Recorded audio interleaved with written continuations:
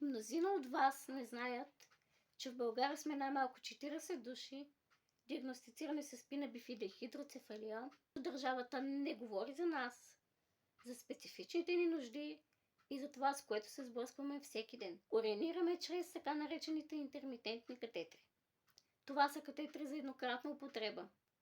Не стоиш с тях цял ден или цяла нощ, както много хора биха си помислили.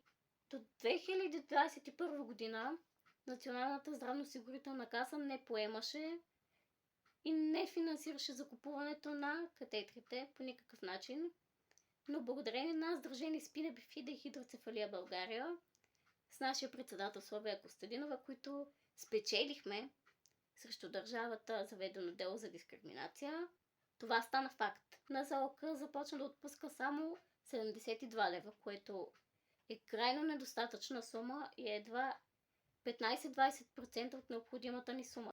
Цената на най-евтиният катетър се вдигна на 72 стотинки за брой. Искането на Сдружение Спина бифида и хидроцефалия България да бъде вдигнат месечен лимит на катетрите с до 510 лева. Искането ни е входирано в Народното събрание. Очаква обсъждане, а развръзката ще се разбере до 31 юли тази година.